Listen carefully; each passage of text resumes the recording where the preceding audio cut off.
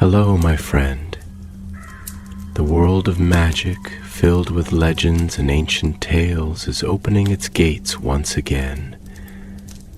Tonight, in the Gryffindor dormitory by the crackling fireplace, I will share another story with my friends. Join us, for the magic is about to come alive.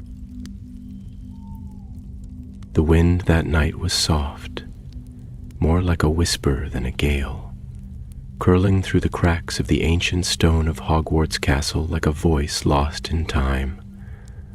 Outside, the November sky was awash with a velvet hush, where stars blinked sleepily behind veils of silver cloud, and the moon, distant and thoughtful, cast a pearly light across the sleeping hills of Scotland. Hogwarts, for all its spires and spells, had learned to sleep between centuries. Its towers breathed in silence, its great halls hummed gently with the ghosts of laughter and learning. But deep beneath the castle, in chambers no map dared trace, something had stirred, not with violence, not with clangor, but with a sound far older than fear. A resonance, a breath long held, exhaled at last, and above it, in the waking world, Professor Hermione Granger sat alone in the library, tracing her finger along the spine of a forgotten book. The lamps glowed golden around her, casting halos of warmth that clung to the endless towers of parchment and ink. All her life, books had been her solace, quiet companions in a world of noise. But tonight, the silence felt different. The castle itself seemed to be listening. She turned the page of a brittle tome, old tongues and broken glyphs, and paused.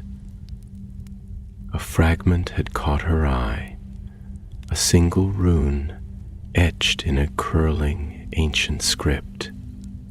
It flickered faintly, just for a moment, as if catching breath like an ember coaxed from ashes. Hermione leaned closer. Her heart fluttered, not with fear but with recognition. Somewhere in the recesses of her vast memory she had seen this rune before. Not in any formal textbook, not even in the archives of the Ministry, no. This symbol had lived in a dream once, a dream where the castle itself had spoken to her in a voice of stone and time. She whispered the shape under her breath, "Dial run," and the book shifted, not by much, just a tremble like the way skin shivers beneath a whisper. But Hermione's breath caught in her throat. She pressed her hand against the page, and the world narrowed to the trembling parchment beneath her fingers.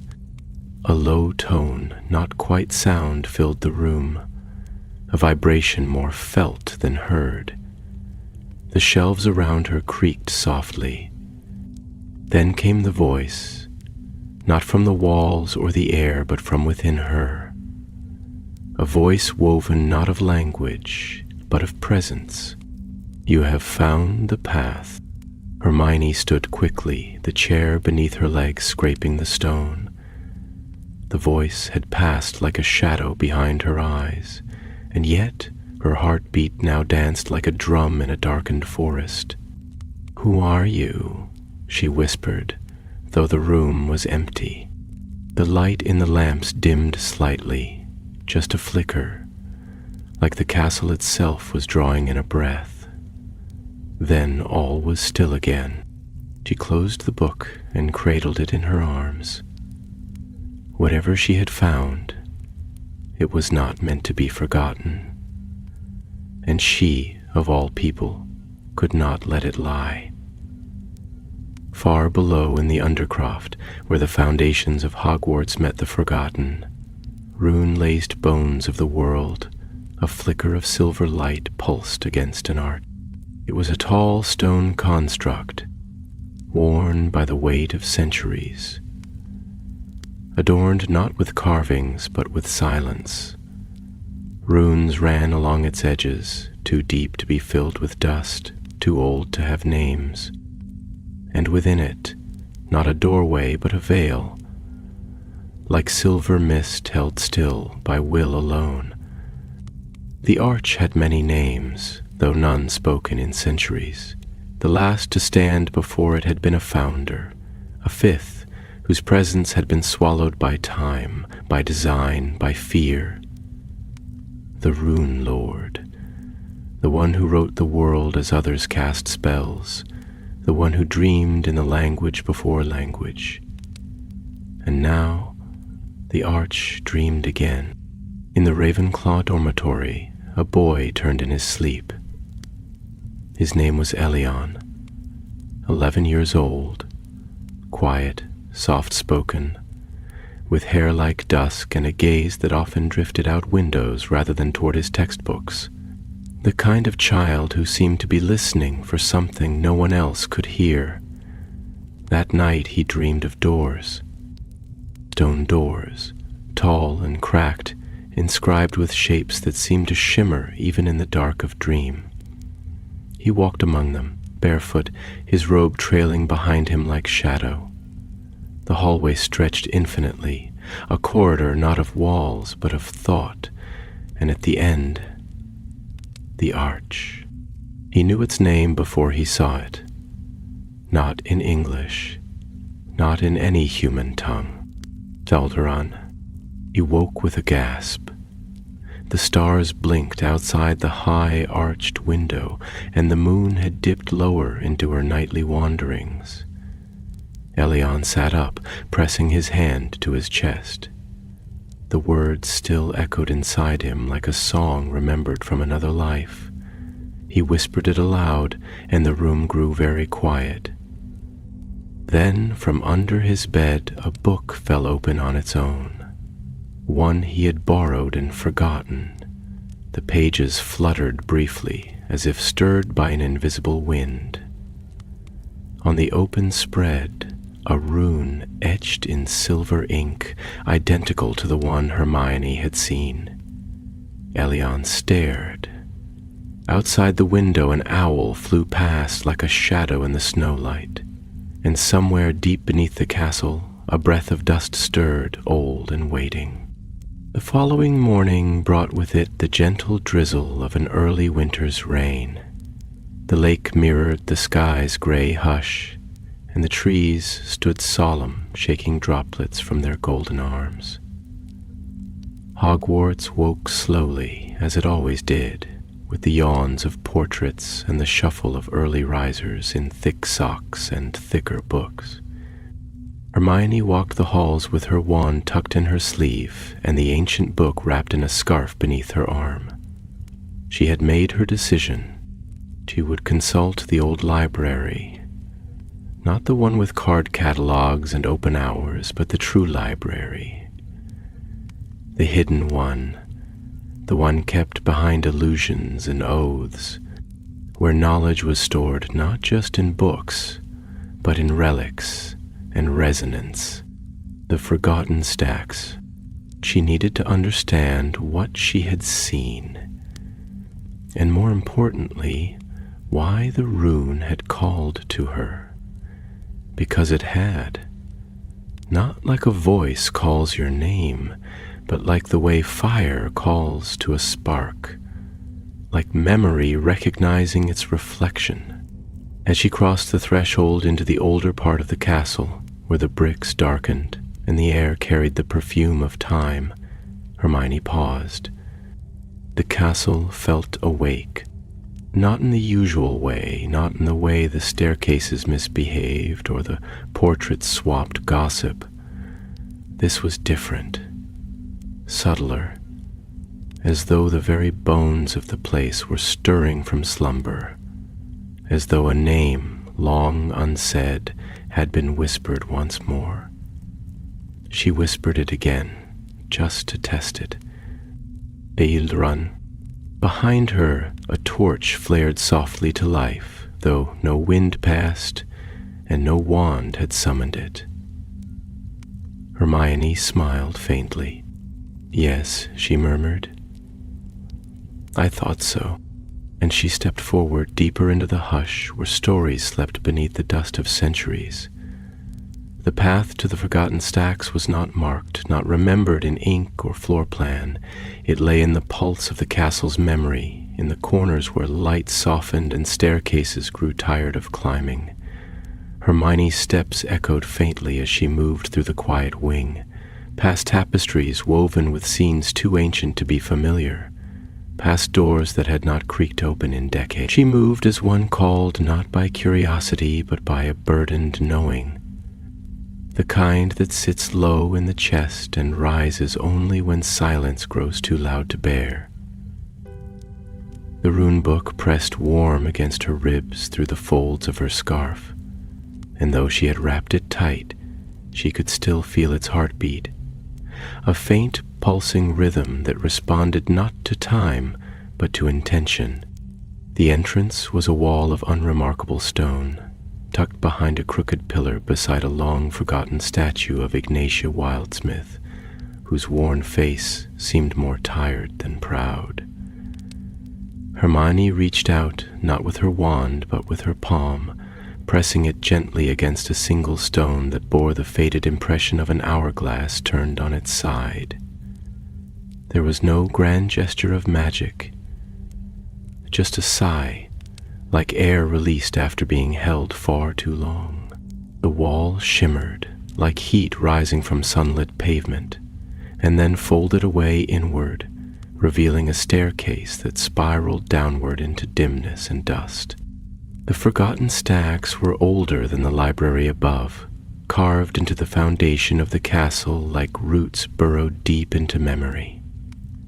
The walls here were not lined with shelves, but with arches, each one an alcove housing tomes so aged they had lost their titles, their bindings softened to leather and whisper. Runes marked the thresholds of these arches, some glowing faintly, others scarred and silent, and in the center of it all a pedestal stood, holding a globe of soft golden light that illuminated nothing beyond its immediate presence. As though time itself grew timid here, Hermione moved slowly, reverently.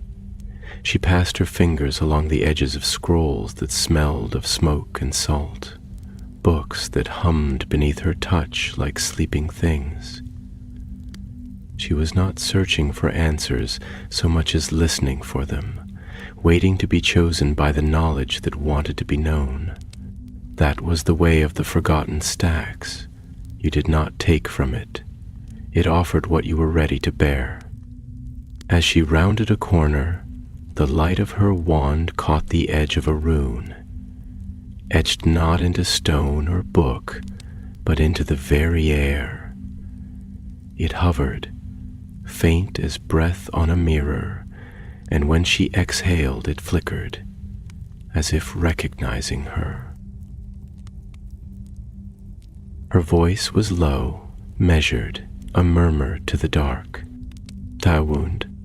The rune brightened, and behind it the wall rippled and fell away like water. She stepped through into a chamber she had never seen before. It was circular, its walls covered entirely with runes that spiraled inward toward a stone basin at the center of the room. The basin was dry but not empty. At its base lay a shard of something dark and metallic, pulsing faintly with a pale, silvery glow. The air around it was heavy, not with malevolence, but with gravity, the kind that clung to places where decisions shaped the course of centuries. Hermione stepped closer and knelt beside the basin, her eyes fixed on the shard. As she reached toward it, a voice unfurled within her, not spoken aloud, but heard nonetheless, as if her own thoughts had turned against the current of time. To name is to bind. To bind is to shape. To shape is to remember. She did not draw her hand back. Far above, in the cold early light of the castle's awakening, Elion walked alone along the edge of the black lake. The rain had passed, but the mist remained, curling over the water in slow spirals, like breath drawn by some ancient sleeper beneath the surface. The boy moved slowly, each step careful, not from fear, but from reverence, as though the ground might whisper if pressed too hard. His dreams had grown louder since the night of the rune. Not louder in volume, but in presence. They lingered now, clinging to the edges of wakefulness, refusing to be dismissed. He saw shapes when he blinked, runes behind the flicker of candlelight, symbols appearing in the frost along the window panes of his dormitory. He hadn't told anyone, not yet. How could he when he barely understood it himself? But that morning, as he traced his fingers through the mist on the surface of the lake, he saw a ripple form where none had touched, and from the ripple came a voice, not in words, but in memory. It showed him a figure standing before a great arch, arms outstretched, eyes closed in concentration. The arch pulsed with the same light he had seen in his dream, and the air around it crackled with a kind of stillness that was more than silence. It was anticipation, the hush before a world draws its first breath. The figure turned, and for a moment Elion saw his own face, not as it was, but as it could be, older, marked by time, eyes alight with understanding too vast for words. He fell to his knees at the lake's edge, gasping. And when he looked down, the mist had formed a shape in the grass beside him. A rune. At the top of the astronomy tower, Professor Sinistra stood quietly, her telescope untouched beside her. She had seen something in the stars that night, a shift, not a celestial event, not a comet or an eclipse, something deeper, something woven into the patterns of the heavens themselves. A rune had appeared in the constellation maps, one no astronomer had ever recorded, one that pulsed faintly behind her eyes when she closed them. She did not speak of it, not yet. But she, too, felt the castle stirring. She, too, had heard the whisper behind the walls. And deep beneath them all, in the room of runes, Hermione lifted the shard from the basin. The moment her fingers closed around it, light spiraled from its core, and the runes on the walls lit up in cascading waves, like constellations coming alive across a sky of stone. The air pressed inward, heavy with meaning, and in that moment Hermione was not herself. Not entirely. She was the first speaker of runes, standing before the arch. She was the child who had once turned time to save a friend. She was every witch who had dared to look beyond what the world permitted. And the voice came again, soft as ash falling in snow. To awaken the arch is to awaken what lies beneath knowing. The Rune Lord sleeps not in shadow, but in memory. And memory remembers you. Hermione did not understand the words, not fully, but her heart responded. "Yes," she whispered, "show me." The light flared, and the runes sang. The song of the runes was not one of melody or harmony in the way humans understand music. It was the echo of intention carved into time, the voice of thought shaped into form. It reverberated through the stone chamber like a breath that had waited centuries to be exhaled, not loud, but endless, like a hum trapped in the marrow of the castle itself. Hermione stood transfixed, her hand still clasped around the shard, now burning warm against her palm. Around her, the walls of the chamber pulsed with ancient light, the runes etched into the stone vibrating with a cadence that bypassed language and settled directly into the soul. It was not frightening. It was not even unexpected. Somewhere deep within her, as though the knowledge had lain dormant beneath layers of dust and silence, she understood that this had always been part of her path, that the runes had not just chosen her, but remembered her. She could see them now, the shapes not just as symbols, but as thoughts clothed in structure. They wrapped around her in looping trails, like ribbons of memory weaving themselves through her presence. They whispered of a time before the founders, before even the ministry and the codified laws of spellwork. Back when magic had not yet been tamed, when wizards spoke with the land and sky through runes that bled meaning into reality. The Rune Lord had not simply cast spells. He had written the world into shape, carved rivers and mountain ranges from syllables, and spoke names that still echoed in the bones of the earth. And somewhere in the gap between history and legend, he had sealed away that power behind an arch so potent, so dangerous, it had been scrubbed from memory, buried under centuries of quiet dread. But the arch remembered, and now it was stirring. Hermione took a slow breath as the light dimmed and the runes settled into a gentle glow, as though satisfied they had been seen. The shard in her hand no longer burned. It pulsed softly, the heartbeat of some greater knowledge waiting to be understood.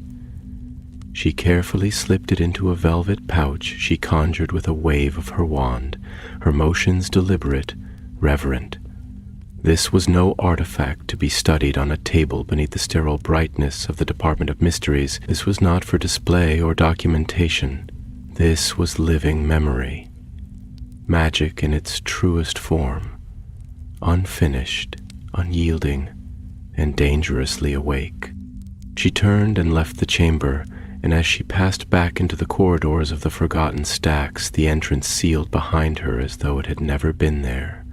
The stone was smooth once more, the rune dissolved into stillness. But something had changed. Hermione could feel it. Not just within the castle, but within herself, as if some deep thread had been tugged, setting her spirit trembling like a string pulled taut. She did not yet know what lay ahead, only that it was vast and old and waiting. And somewhere, perhaps already watching, was the Rune Lord, whoever or whatever he had been, or still was. Meanwhile, on the far edge of the castle, beneath the pale light of an early winter dawn, Elion sat perched on a stone ledge that overlooked the lake. He had not returned to breakfast with the others. The morning bells had rung, echoing off the castle walls, but he had not moved. His eyes were fixed on the horizon where mist danced over the water, veiling the distant shore like a secret not yet ready to be spoken. In his lap a small book rested, one he had taken from the tower library without a clear memory of why. Its cover was blank, worn smooth by age, but within its pages were drawings, not of creatures or charms, but runes, dozens of them, some familiar from his dreams, others that tingled at the edge of his thoughts like names just out of reach. He traced one now, a spiral within a square, and the air around him seemed to hush as if the world leaned in to listen. He was beginning to understand, not with logic or study, but with something deeper, instinctive, inherited. He had always felt different, not just because he had no parents to visit him during holidays or because his magic had manifested in strange, quiet ways. No, the difference was older than his name, older even than the school itself, It hummed in his blood, in the way he could feel the heartbeat of the castle through the soles of his feet. He was beginning to see the runes not as symbols, but as echoes. Echoes of a language he had once spoken in another time, another life. And with every step he took in this strange waking dream, he felt the presence of the arch growing nearer, as though it too had begun to remember him. That evening, as darkness gathered its cloak across the sky and the stars blinked open one by one, Elion stood at the edge of the forbidden forest. He had followed no path, asked no permission, but had come nonetheless, as though drawn by a thread that stretched from the chambers beneath the castle to the roots of the ancient trees. The forest breathed in the twilight, its branches creaking softly, and the scent of moss and damp leaves filled the air. He stepped between the trees, not with fear, but with a quiet resolve. In his hand, the rune book trembled faintly, guiding him not by direction, but by feeling. Deeper he went, past twisted roots and pools of still water that reflected not his face, but flickers of memory. The Rune Lord had once walked here, he felt it, not as a man of flesh, but as a presence that bent the world with the power of his understanding. Elion did not know how he knew this, only that it was true. And far above, high in the headmistress's office, Minerva McGonagall stared out through the tall windows that overlooked the grounds. Her tea sat untouched beside her, cooling in the firelight. She had noticed the change, not in the behavior of students, but in the castle itself.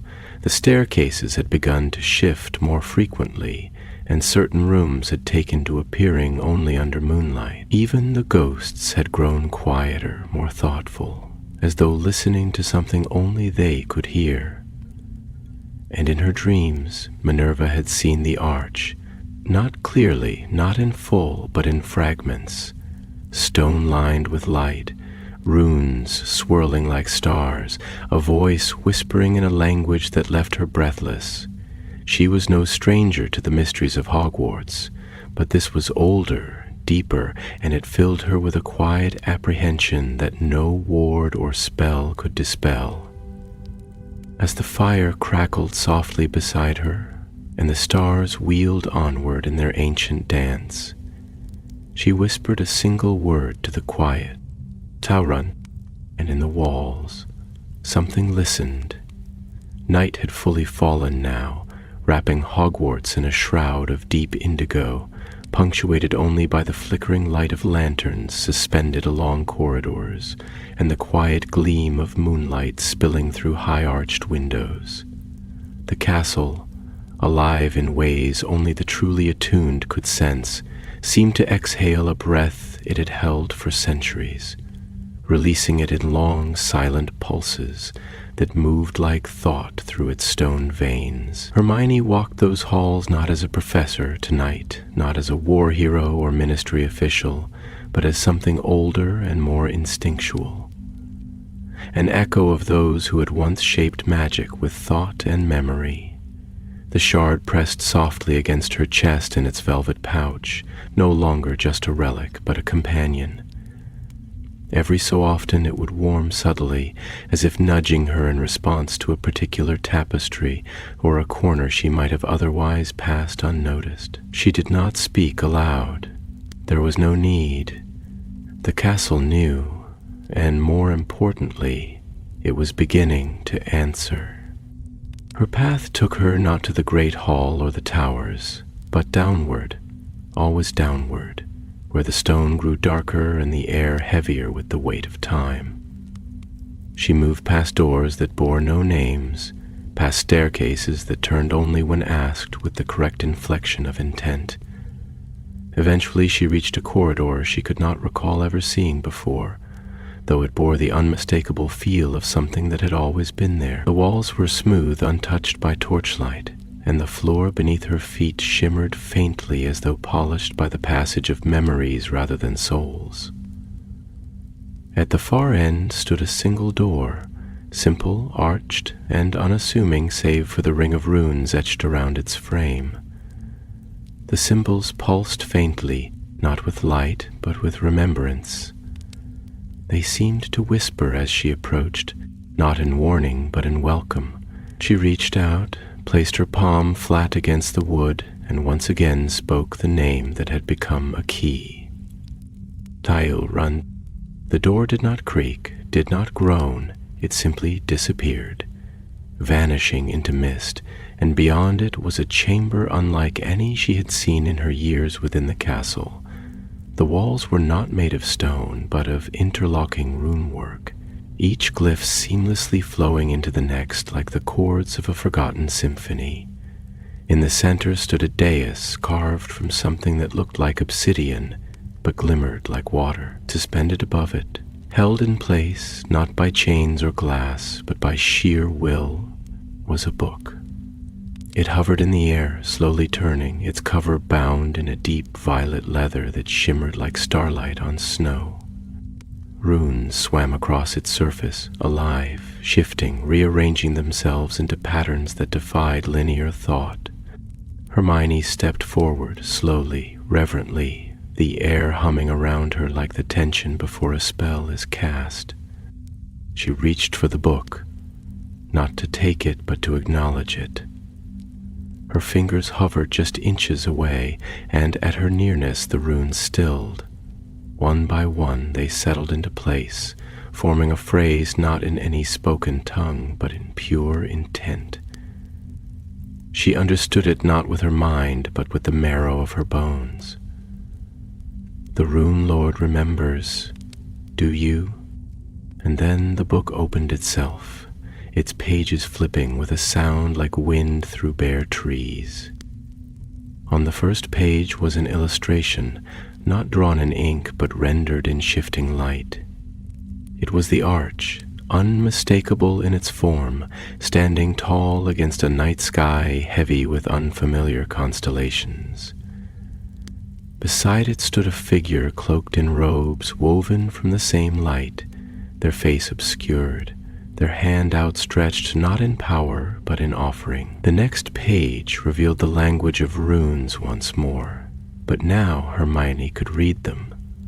They were not spells, not incantations, but memories, entries written in the voice of the Rune Lord themselves, chronicling a time when magic was as natural as breath, when words were not tools but truths. The Rune Lord had not disappeared. They had not died or fallen. They had retreated by choice, sealing away their power, their understanding, and their very name behind the arch. They had seen what the future would demand of magic, structure, limitation, obedience, and they had chosen instead to wait.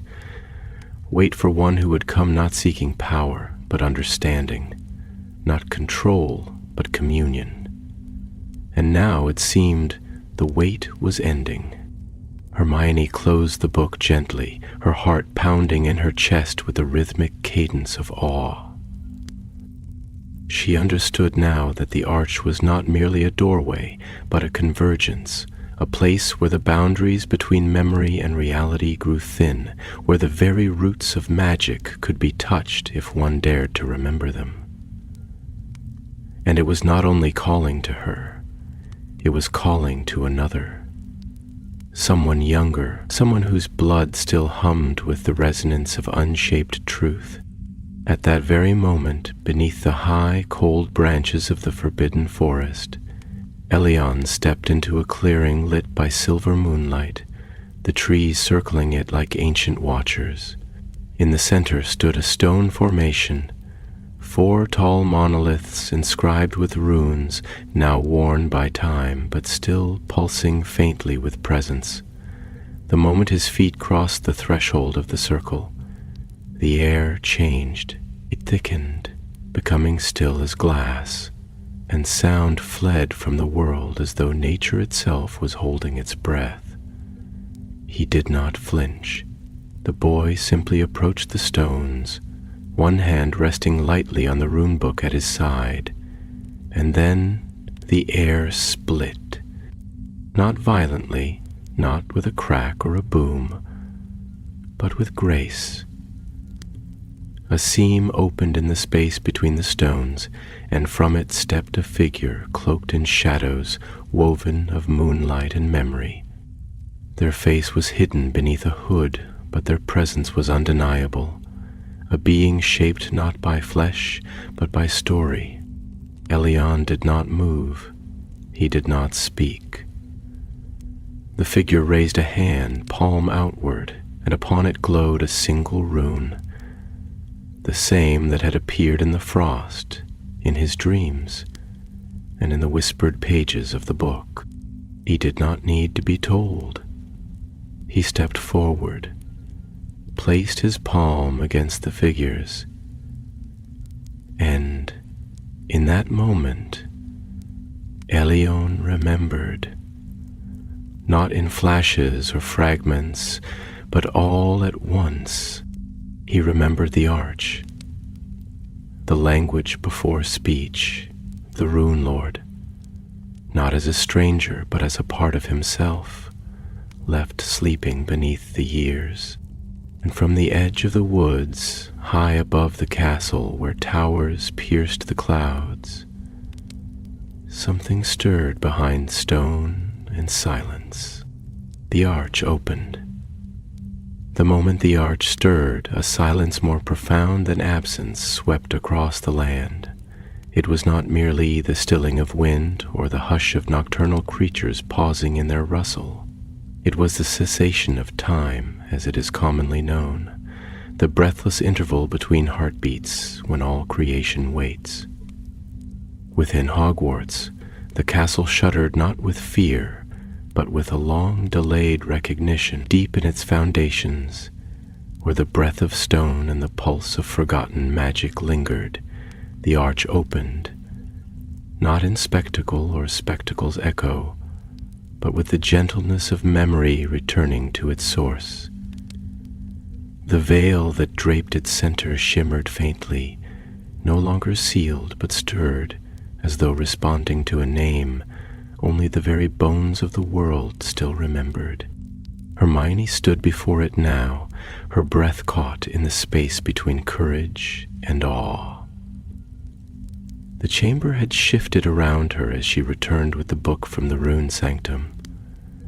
Where once had been cold silence, there now pulsed a low hum, the language of potential straining against the walls. The arch loomed tall and patient, inscribed with countless runes. It was a monument not to death nor power, but to memory itself, a gateway bound by thought, preserved by will, awaiting the convergence of souls who could awaken it without tearing apart the fabric of what is. She did not reach for her wand. No spell could speak here. No incantation could unravel what had been etched into the soul of the earth. Instead, she approached the arch with the reverence of one stepping into a sacred dream. The shard from the basin now pulsed in her pocket, and the book in her arms had grown warm, as though the runes written within were resonating with the vast glyphs carved into the arch's stone. Her thoughts echoed within her, not as whispers but as harmonics, tones that layered and deepened until her very breath sang softly in answer. And then she felt it. Another presence, not beside her, not behind her, but across from her, on the far side of the veil. Elion. The child stood framed by the mirror of silver mist, his eyes wide not with confusion, but with dawning clarity. He was not lost, he had not wandered, he had been called, and the arch, ancient and vigilant, had chosen this moment for reunion, not of people, but of pieces once fractured by time and choice.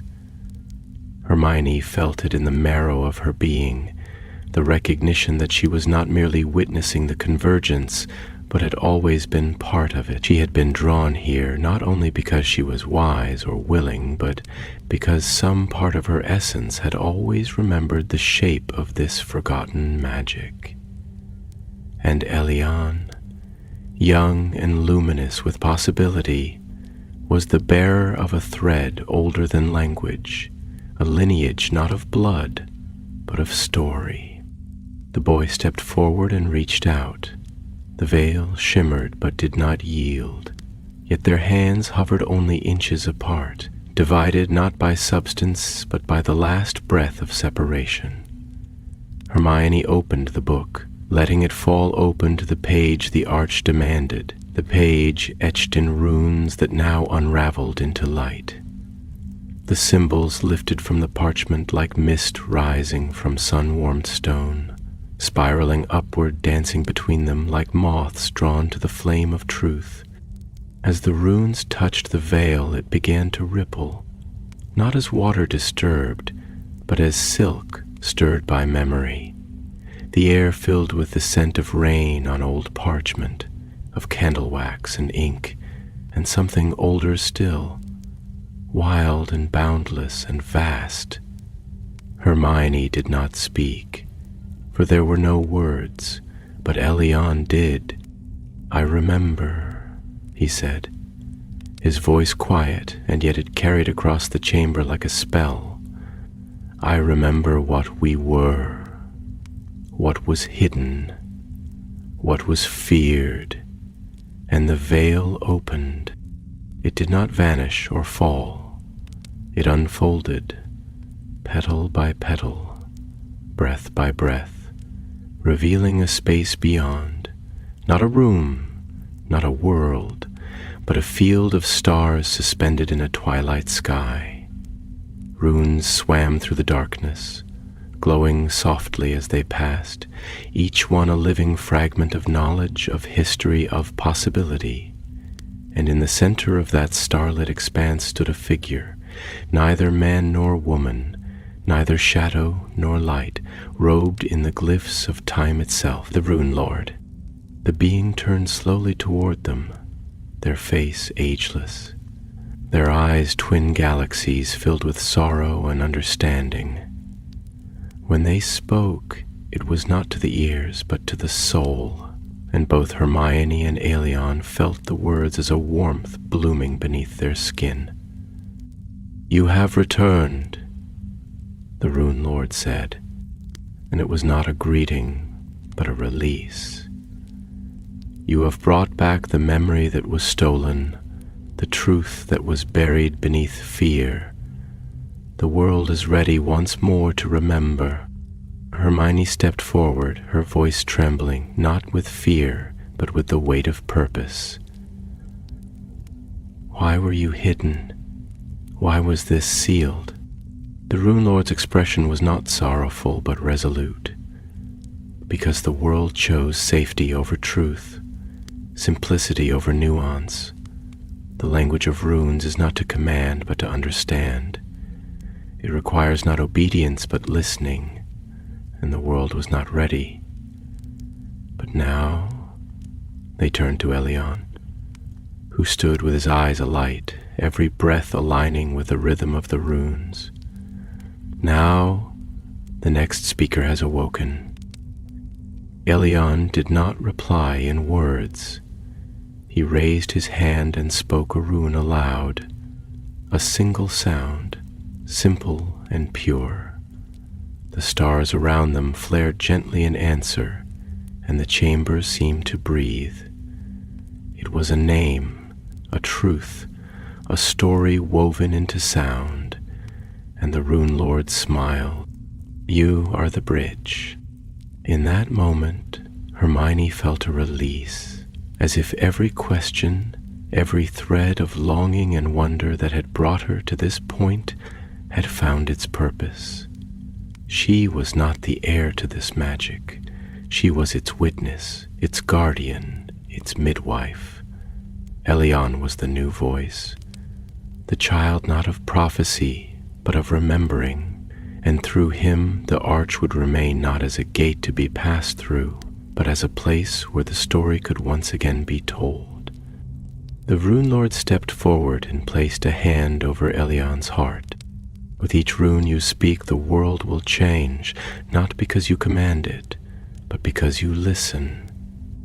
And with those words, the stars began to fade. Not into darkness, but into light.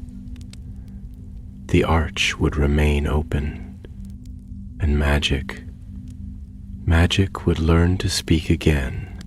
Light, true light. The kind that illuminates not just shadow, but the marrow of all things, spilled forth from the threshold of the arch, not in a blinding cascade, but as a radiant dawn long foretold. It bathed the chamber in hues of silver and rose and the softest blue, and as it reached Hermione's face, she felt something uncoil inside her. It was not relief, nor joy, nor triumph. It was the exquisite peace that comes only from a line, from the harmony of one's purpose being met with the world's need. The rune book she had cradled so carefully this entire journey now floated gently from her grasp, pages fluttering with a breeze born not of air but of recognition. The runes within no longer twisted or evaded understanding. They had become fixed in their truths, like constellations finding their rightful place in a long-forgotten sky. The tome settled into the center of the arch's basin, pulsing softly, as if exhaling after an age of silence. Beyond the veil, the starlit field that shimmered inside the arch was folding inward, not vanishing, but blending, merging with the waking world, no longer confined to memory or dream. The figure of the Rune Lord had receded back into that tapestry of symbols and infinite horizon, but not as one retreating in departure, rather as a river returning to source. They had not been erased, only integrated, flowing now through the ancient magic that pulsed once again through Hogwarts, through the soil of Scotland, through the very breath of the wizarding world. The rune work, once sealed away, had returned to the fabric of magic, as if the language itself were being rewritten. Not by force, but by welcome. Elion remained still, standing at the very center of the chamber where the worlds had met. He was quiet, but his silence was not emptiness. It was that sacred stillness one feels standing on the edge of a vast ocean, the moment before a tide changes. His eyes were no longer filled with the haze of dreams, nor with the wide-eyed wonder of the uninitiated. They held clarity now, ancient and precise, like the eyes of an old tree that has watched empires rise and fall without ever leaving its grove. When he finally turned to Hermione, there was no question between them. No need for explanation.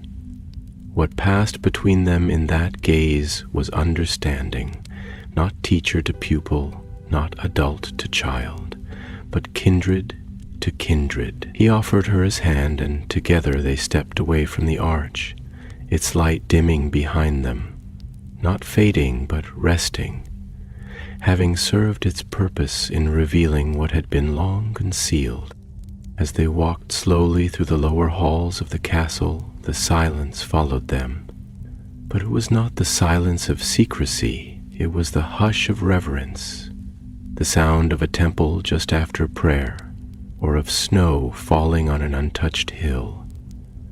The stones underfoot, the old portraits asleep in their frames, the suits of armor standing sentient, all bore witness. Hogwarts, ancient and sentient, cradled this moment in its heart. It had always remembered, even when those within it had forgotten. It had guarded the arch through the tremors of time, through the wars of men and magic, through the triumphs and failures of those who walked its halls, and now it, too, could exhale. That evening, when the sun began its slow descent beyond the highlands, and the castle glowed gold in the last light of day. Hermione stood on the astronomy tower with Elion beside her. The sky, always vast, but now impossibly deeper, was awash in tones of lavender and fire. The lake below caught that light and held it like a mirror, and the forbidden forest, once a place of dread and caution, now stood as a quiet guardian once more, its edge breathing in time with the wind. She looked down at the boy beside her. Not just a student now, but something more. Not a prophet, not a chosen one in the tired sense of the phrase, but a speaker, a vessel, a soul attuned not just to power, but to the shape beneath it, the shape of language, of runes, of reality drawn with care instead of command. "There will be questions," she said softly, watching the sky. "From the ministry, from the school board, from those who fear what they do not understand." Elion nodded, his gaze thoughtful but untroubled. "There will always be questions, but the answers don't have to be loud." Hermione smiled, the lines at the corners of her eyes crinkling like the folds of a well-loved page. She had spent so many years seeking knowledge, structure, truth. But here, now, with this child who had once been a mystery to even himself, she understood that some truths were not meant to be shouted across classrooms or written into thick parchment ledgers. Some truths simply had to be lived, spoken gently, carried like flame through darkness. Below them, the castle stirred gently with the life of students returning from dinner, their laughter rising in waves, unaware of how close they had stood to the edge of a great remembering. Perhaps that was best.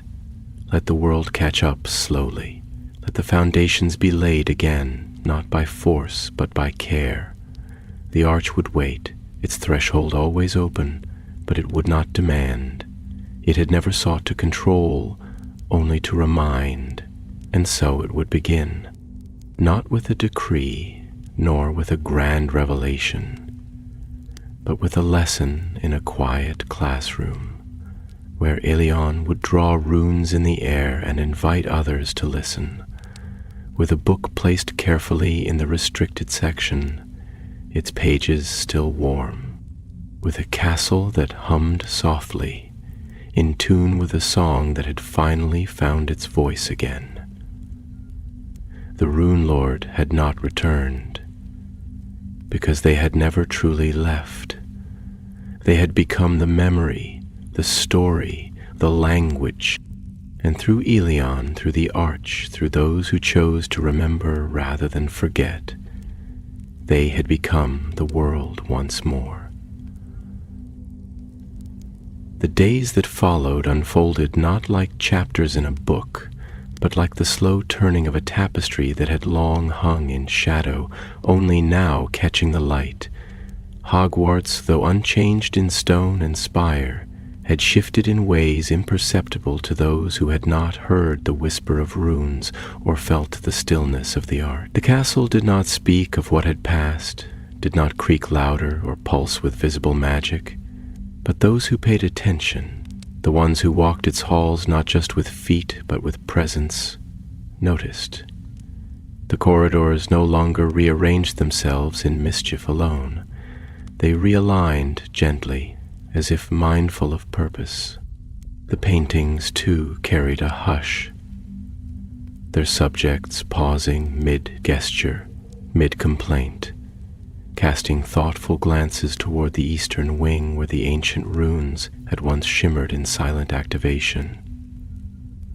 It was not fear that stilled them, nor reverence exactly. It was that peculiar stillness that overtakes a place when something sacred has been seen and cannot be unseen. Hermione returned to her duties, to the cadence of lectures and scrolls and parchment ink, but she did so now with a quiet undercurrent of transformation. Her voice carried the same clarity, her gaze the same fire, but her pauses, those moments of silence between thoughts, were deeper, softer, more deliberate. She had not become something else. Rather, she had expanded, grown into a space she had unknowingly been approaching her whole life. She continued teaching not just because she must, but because it had become the most vital act of all. To guide others, not to answers, but to the questions that mattered, to the stillness in which runes might one day whisper again. Elion too resumed his place among the students, though it was clear to some, especially the observant, the odd, the ones who never fit quite right into categories, that he had been touched by something deeper than simple knowledge. He still wore the same uniform, still answered when called upon in class, still wandered alone at times by the lake or through the half-lit corridors, but there was a grace to him now, a patience uncommon in youth, a gaze that lingered on patterns others missed, on the shadows cast by banisters, on the frost's curling dance across stone windows, on the echo of footsteps in halls no longer quite still. Students began to notice his drawings, runes etched in the margins of his parchment, always incomplete, always in motion, as though the ink itself questioned its shape. Some mocked, of course, as children often do, but others began to imitate, their idle doodles taking the form of spirals and sigils they didn't fully understand. A quiet movement, not of rebellion, but of curiosity, began to grow. One evening, late into a gentle snowfall, Hermione found herself once again wandering toward the older sections of the castle, drawn by instinct rather than purpose.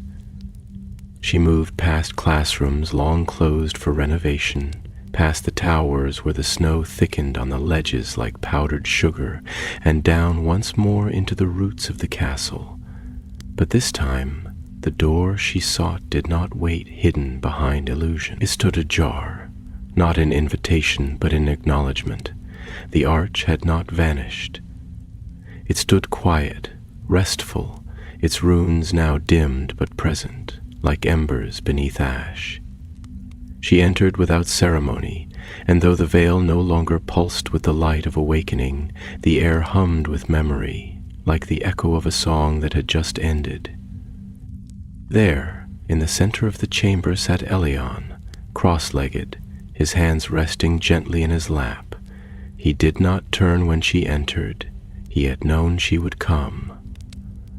Before him floated a single rune, delicate and spinning, casting faint shadows across the curved walls. It was not one from any book. It was new, or perhaps old beyond knowing, but rediscovered, respoken into the present. He did not need to explain it. Hermione understood. This was not a spell, nor a record. It was a breath of magic itself, made visible through intention. They sat together for some time, no conversation exchanged, for nothing needed to be said, and when the rune finally dissolved into the quiet, like mist fading at sunrise, they stood together and returned to the castle proper, not as master and student, nor as mentor and guide, but as keepers of something older than power, remembrance.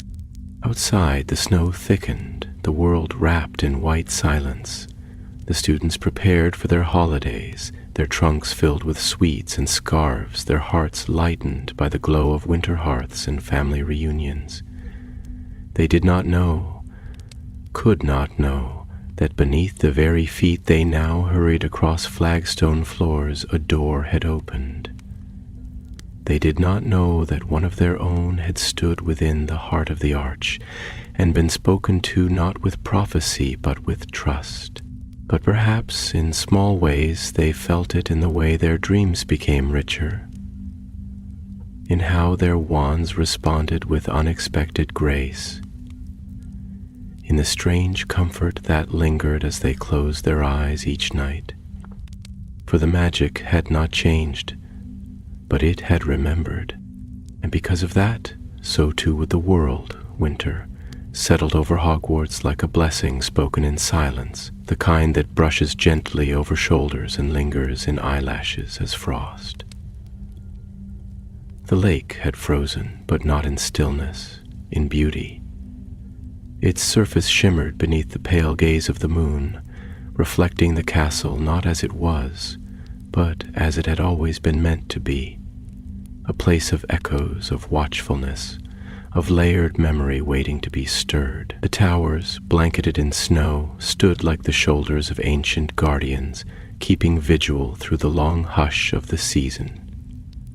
And within the castle walls, magic flowed, softer now, not weaker, but gentler, as if it had found something long sought and now moved with the ease of knowing rather than the urgency of searching. Hermione walked the corridors in quiet observation, her gaze lingering on the smallest shifts. A student pausing by a window, his breath fogging the glass as he traced spirals into the frost without realizing. A painting of a long-forgotten headmistress who no longer scolded but instead hummed lullabies when no one was near. Staircases that delayed their shifts just long enough for uncertain feet to find their way. These were not coincidences. These were the signs of a world adjusting its rhythm, not toward control, but toward deeper listening. She understood now that the Rune Lord's return had not been an event, but a correction, a healing of the gap between magic and its original intention, not to dominate, but to commune. In the library, books that had long resisted opening to even the most persistent students now offered their secrets willingly to quiet hands and patient minds. Runes appeared in margins where none had been before, not summoned by ink but by alignment, by the resonance between reader and page. And Elion now saw a gentle presence amid his peers had become a kind of anchor, not because he sought leadership, but because he listened. He had no desire to command, to impress, to be seen, but the younger students followed him anyway, drawn not by awe, but by comfort. He seemed to glow in stillness, as though the world bent slightly to accommodate the clarity he carried. When he spoke, it was in soft tones, often with questions rather than answers, and in that space others began to speak too, not to perform, but to wonder. He had begun, at Hermione's suggestion, to share some of what he remembered, not in formal lessons, not yet, but in late-night gatherings near the hearth in the Ravenclaw common room, or during quiet walks across the snow-muffled grounds. He told stories not of battles or triumphs, but of the runes themselves, of how the world had once been written rather than built, of how the stars sang not with fire but with shape, of how each rune was a thought, and each thought a thread in the loom of reality. Those who listened found themselves changed, not with knowledge alone, but with permission to question, to observe, to feel the spaces between the words they had once taken for granted. And yet, despite the gentleness of the days, there were moments, brief and flickering, when the veil shimmered again, a tremble in the air, a door appearing at the corner of a classroom and vanishing just as quickly, a whisper in the wind that rustled the pages of open books without moving a single strand of hair. The arch remained, though it now stood dormant, pulsing softly beneath the castle like the heartbeat of a sleeping titan. It no longer needed to announce itself. Those who were meant to find it would, not through maps or instruction, but by resonance, by that quiet pull in the chest that says, "This way." The world, it seemed, had been gently threaded with a new awareness, or perhaps not new, perhaps simply remembered. One morning, as the horizon wore its frost-tipped veil of gray and lavender, Headmistress McGonagall invited Hermione to tea in her study, the kind of invitation that carried no urgency but all the weight of meaning. They sat before the fireplace, hands wrapped around steaming cups, the silence between them companionable and thoughtful. Minerva, her gaze still sharp beneath the years, studied Hermione for a long moment before speaking. "You've seen it," she said simply, without need for explanation. Hermione nodded, her eyes reflecting the firelight. "And I've remembered." McGonagall exhaled softly, her shoulders loosening just enough for the years to slip off, if only for a moment. "I always wondered when it would wake again. Not if, but when. Hogwarts has always remembered, even when the world tried to forget, but it was waiting for someone who would not seize it but honor it." Hermione smiled, her fingers tracing the edge of her teacup. "It chose a child, and I think it always would have. Only a heart that hasn't been taught to fear complexity could carry it."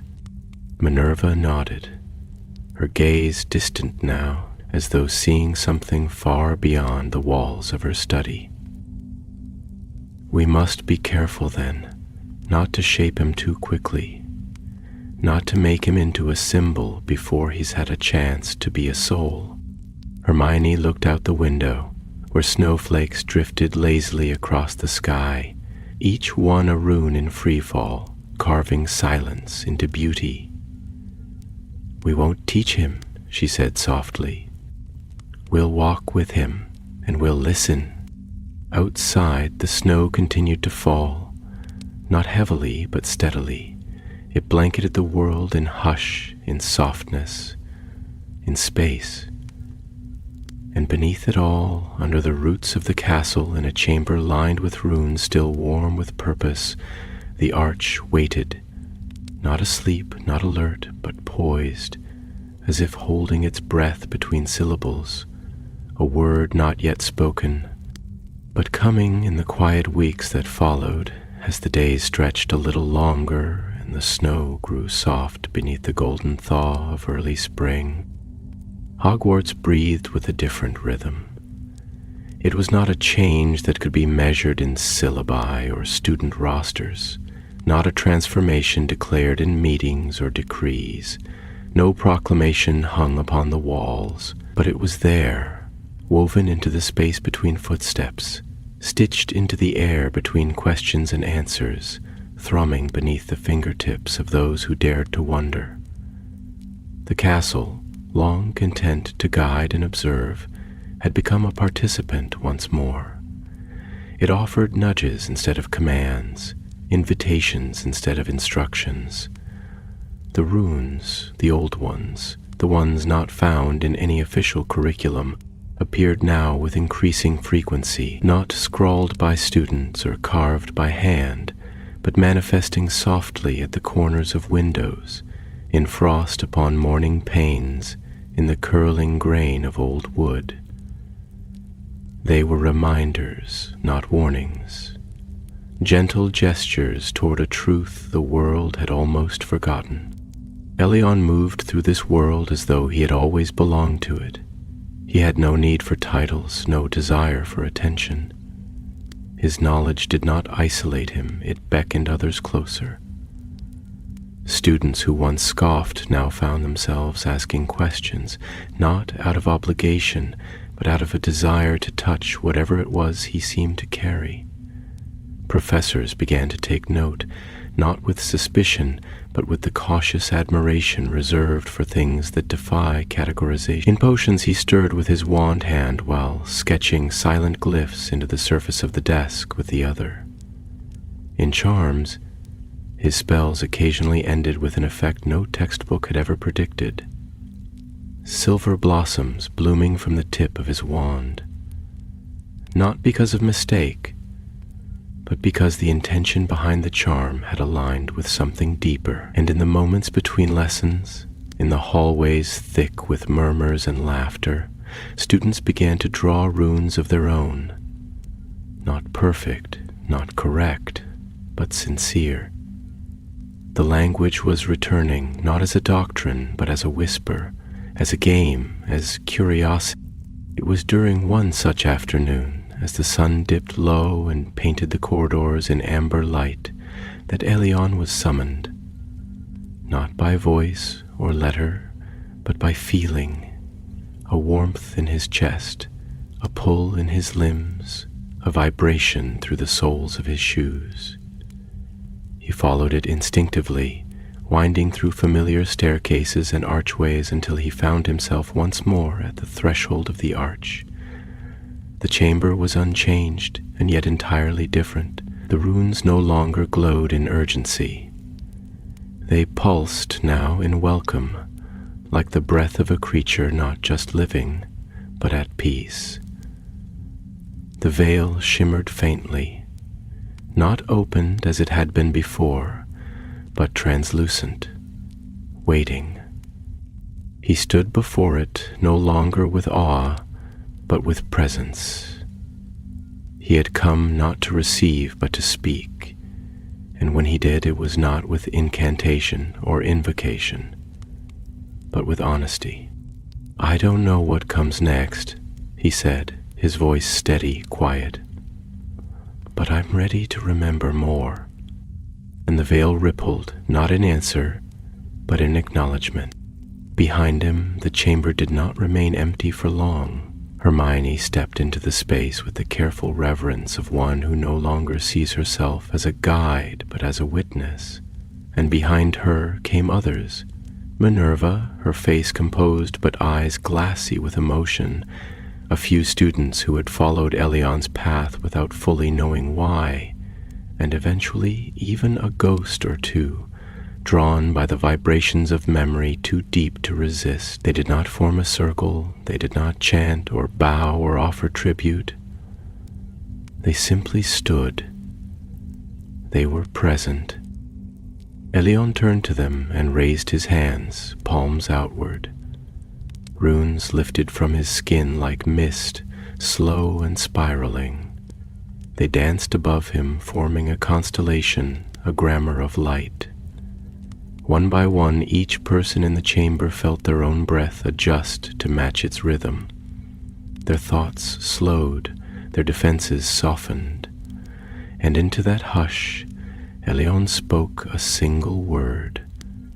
One no one recognized, but all understood. It rang like a chime struck once in the heart of the world. The veil opened once more, this time not into stars nor into memory, but into a space of stillness, a horizon of possibility, shaped not by what had been, but by what might yet be spoken. It was not a place, it was an invitation, a field in which to plant new words, a silence made fertile, and into that silence stepped not Elion, but a girl. Young, eyes wide, hair wild with wind, one who had come not seeking destiny, but curious about a shape she had drawn in the dirt beneath her desk. Another speaker, another voice. The arch had opened again, not for closure, not for finality, but for beginning. This was what remembrance looked like. Not the hoarding of old power, but the offering of space. Hermione wept softly, not with sorrow, but with release. McGonagall closed her eyes and whispered, "At last." And Elion stood beside the arch, not guarding it, not possessing it, but simply being part of its return. He would not be the last. That was the point. The Rune Lord had never meant to be a ruler, only a reminder, a keeper of the shape beneath language. And now, that shape was singing again, and so it began. not with fanfare, nor ceremony, nor the swelling of anthems beneath a vaulted sky, but with silence. A silence richer than sound, textured with possibility, and old as the first breath drawn by a world still warm from creation. The arch, that long-buried relic of memory and meaning, remained open, not as a gate to another place, but as a threshold within the self, a quiet reminder that true magic does not lie in the thunder of spells or the clash of wands, but in the courage to listen to the spaces between words, to the shapes between thoughts, to the runes that wait beneath the skin of the world, soft and patient and infinite. The girl who had stepped forward did not speak immediately. She knelt before the veil, not as subject to ruler, but as one greeting a companion long separated by misunderstanding. She drew her finger gently across the air, and a single rune emerged. Not a perfect glyph, not one from any known lexicon, but something new, delicate and luminous. It shimmered like morning dew in first light, and hung there in the stillness, pulsing once, twice, and then settling into a quiet glow. No one told her what to do. No voice dictated the path.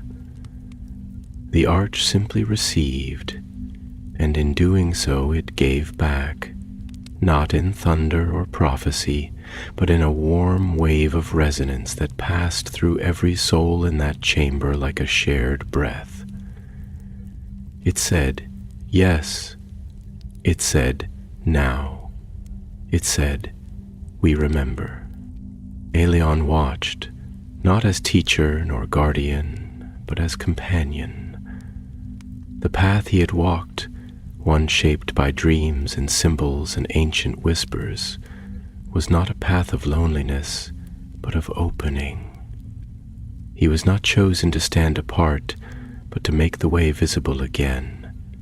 And now that it had been made, it would no longer be one. It would be many, countless small awakenings spiraling outward through the world like seeds caught in spring wind, carried to minds and hearts still raw with wonder, still aching to know not just how to wield magic, but why. Hermione remained at the edge of the circle, her hands clasped before her, not out of formality, but to hold herself still. She had fought so long for knowledge, had defended truth against darkness, had built a life from courage and clarity, but nothing had prepared her for the grace of this moment, for the realization that she was not here to shape the future, but to protect the quiet in which it could shape itself. She looked at the children now gathered, all with eyes wide, some fearful, some electric with joy. She looked at McGonagall, whose gaze bore the weight of generations, and the gleam of satisfied trust. And she looked at the arch, now humming softly with the vibration of unspooled time. This, she understood, was the beginning of a different age, not one defined by power or bloodlines or inherited thrones of thought, but by story, by voice, by those brave enough to wonder and quiet enough to hear. In the months that followed, the chamber of the arch was never sealed, nor was it made a destination. It was not enshrined or restricted. It simply remained. Those who found it did so because they were ready to, sometimes by accident, sometimes by dream, sometimes by silence. It became a place not of conclusion, but of invitation. A rune could be offered, a memory could be received, but more often than not, those who stepped through the veil found only themselves, reflected and magnified, and finally seen. Aelion continued to learn, but never alone. Others came, Some children, some ghosts, some professors who had quietly carried questions in their hearts for decades. All were welcomed. None were corrected. And together they began to build a new language, not a grammar of rules, but a harmony of intent. The runes they shaped were not dictated, they emerged. And they did not always carry magic in the way wands once flared, but in how they made people feel, in how they made people pause, in how they made people remember. And what of the Rune Lord? They remained, not as a figure cloaked in robes and mystery, but as presence, as story, as the low tone that still pulsed behind the stone, as the warmth that filled the room when a rune was shaped in truth. They were not returning. They had always been here. They were not watching. They were within. And their legacy was not power, but permission. The permission to speak again in the way the world had spoken before language was boxed into syllables and caged in book. The permission to shape with care, to listen with patience, to create without conquest. On the first morning of spring, as the lake thawed and the forest stirred and the towers of Hogwarts gleamed like gold caught dreaming, a group of students gathered on the grass. They sat in a circle, not directed, not assigned, and drew shapes into the soil with sticks and fingertips. Runes, perhaps, or perhaps just the instinctive spirals that hands create when they are at peace. The sky stretched open above them, vast and blue and echoing with light, and somewhere beneath their feet the arch pulsed softly, in rhythm with the world. And so it would continue, not as legend, not as prophecy, but as practice. Quiet, endless, kind. The Rune Lord had been a story. Now the world was writing itself again. And every voice, at last, was part of the language. Years passed, and the world spun quietly on, as it always does, season folding into season, the tide of time moving not with haste but with rhythm. Yet beneath the ordinary turning of days, something subtle had changed. Not all at once, not loudly, and not for everyone, but deeply, like roots growing under stone, or a whisper passed between leaves. A different kind of magic had begun to seed itself across the world. It was not measured in duels or decrees. It did not register on the ministry's charts or inside vaults at Gringotts. It was quieter, older, and infinitely more profound. And it had begun, in truth, at a threshold not made of brick or prophecy, but of memory. The arch at Hogwarts remained, not just as a relic, not just as a legend, but as a participant in the unfolding of a new kind of knowing. It no longer shimmered with the dramatic pulse of revelation, no longer beckoned with visions of the stars or shadows of the past. Instead, it waited, patiently, in stillness, in listening, because it did not need to shout to be heard. It had been found by those it needed to find, and in their hands and hearts it had been remembered. Not as a secret, but as a song. Ilion grew, as all children do, slowly, then all at once. He did not rise into fame, nor did he become some figurehead to be paraded through the pages of wizarding history. Instead, he simply continued. A boy who became a young man, who chose to study not because he needed knowledge, but because knowledge was his native language.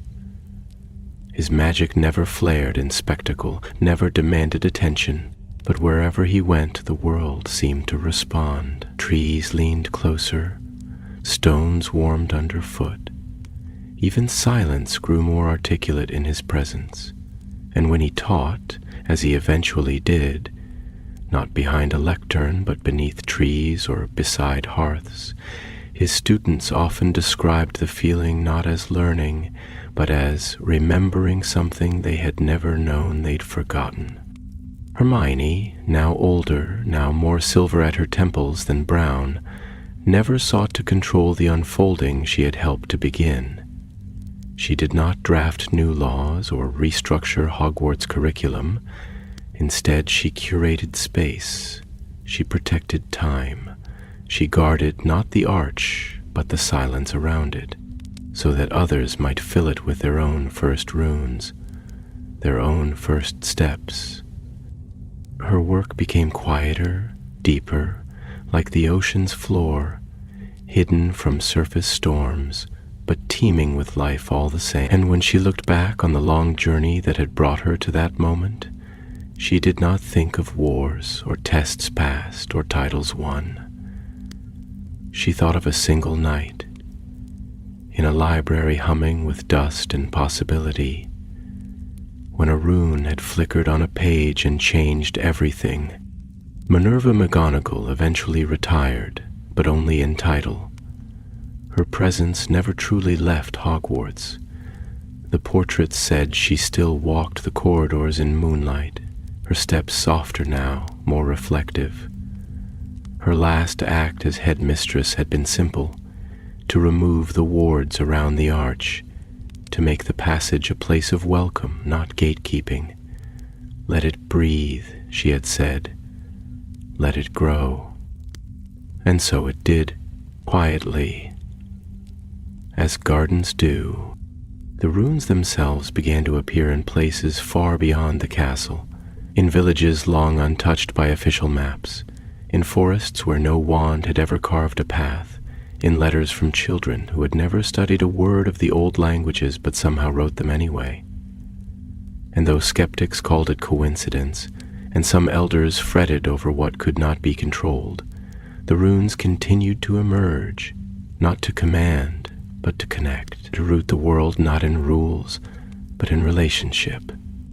And in time, the arch came to be known not as a relic, not even as a mystery, but as a beginning. For stories once begun do not end. They ripple, and somewhere, always, someone picks up the thread. A child draws a spiral in the sand and hums a note without meaning to. A traveler dreams of a door in a field of stars.